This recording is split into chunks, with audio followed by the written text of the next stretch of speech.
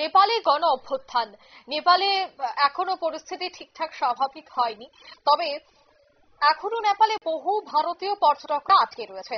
তাই তাদের সাহায্যার্থে helpline number চালু করেছে পশ্চিমবঙ্গ পুলিশ, যার নম্বর হচ্ছে 9647889078। অপর আরো একটি নাম্বার দেওয়া হয়েছে, তা হচ্ছে 035422525057। দুটি হেল্পলাইন নম্বর ইতিমধ্যেই চালু করা হয়েছে। তবে সে বিষয়ে বিস্তারিত জানবো, টেলিফোন লাইনে যুক্ত হয়ে গেছে প্রতিনিধি টুপাই হোর। টুপাইদা, নেপালে এই মুহূর্তে যে পরিস্থিতি যথেষ্ট চাঞ্চল্যকর এবং অগ্নিগর্ভ, তবে তার মধ্যেই যে সমস্ত ভারতীয় পর্যটকরা আটকে রয়েছে তাদেরকে ফিরিয়ে আনার কি চেষ্টা করা হচ্ছে? পশ্চিমবঙ্গ সরকার হেল্পলাইন জারি করার পাশাপাশি আর কি কোনো আপডেট দিয়েছে? পশ্চিমবঙ্গ সরকারের যেটা আমরা দেখেছি, গতকালও মুখ্যমন্ত্রী নেপালের ব্যাপারে খোঁজ নিয়েছেন এবং এই মুহূর্তে মুখ্যমন্ত্রী নেপাল থেকে খুব বেশি, নেপাল সীমান্ত থেকে 30 কিলোমিটার দূরেই পশ্চিমবঙ্গের মুখ্যমন্ত্রী অবস্থান করছেন, মমতা বন্দ্যোপাধ্যায়। গতকাল রাত্রে শিলিগুড়ি, যেটা নেপাল সীমান্তের সামনে সবচেয়ে বড় শহর শিলিগুড়ি, তার মেয়র এবং পশ্চিমবঙ্গ সরকারের একজন মন্ত্রী সেখানে পরিদর্শন করেছিলেন। সন্ধ্যার সময় নেপাল সীমান্তে গিয়েছিলেন ভারতের এই পারে। সেখানে যারা পুলিশ আধিকারিক বা এসএসবির জওয়ান যারা রয়েছে তাদের সাথে কথাবার্তা বলেছেন। কিন্তু নেপালের অভ্যন্তরীণ যে অবস্থা, তাতে কোনোভাবেই মানুষ বেরিয়ে আসার সুযোগ পাচ্ছে না, কেন ওদের ভেতরে যে বাস পরিষেবা, যান পরিষেবা, সেগুলো বন্ধ রয়েছে।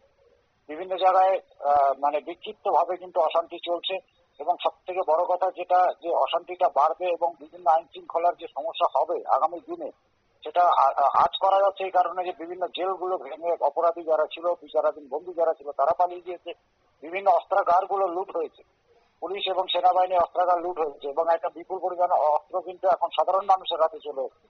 সুতরাং আগামী কয়েকদিনের মধ্যে যে নেপালে একটা আইন শৃঙ্খলা বড় সমস্যা দেখা দিতে পারে, এমনটাই আশা করছে রাজনৈতিক বিশ্লেষক থেকে যারা পররাষ্ট্রনীতি নিয়ে বিভিন্ন বিশ্লেষণ করে থাকেন তারা।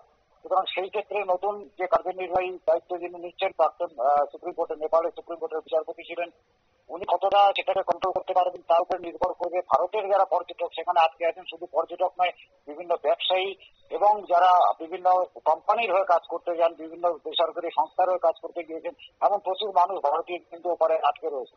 এই মুহূর্তেই তাদেরকে ফিরিয়ে আনার কোনো ব্যবস্থা এখন অব্দি করা হয়নি বলে আমরা খবর পাচ্ছি। তবে পরিস্থিতি নর্মাল হলে, কিছুটা স্বাভাবিক হলেই, যান চলাচল কিছুটা স্বাভাবিক হলেই কিন্তু তাদের দ্রুত ভারতীয় সীমান্ত যেটা রয়েছে শিলিগুড়ির কাছাকাছি খড়িবাড়ি পানিটেন্ট সীমান্ত রয়েছে, সেখান দিয়ে তাদের পশ্চিমবঙ্গে নিয়ে আসা হবে। ধন্যবাদ। অর্থাৎ তড়িঘড়ি পশ্চিমবঙ্গে নিয়ে আসার ব্যবস্থা করা হচ্ছে। অন্যদিকে হেল্পলাইন নম্বরও চালু করা হয়েছে।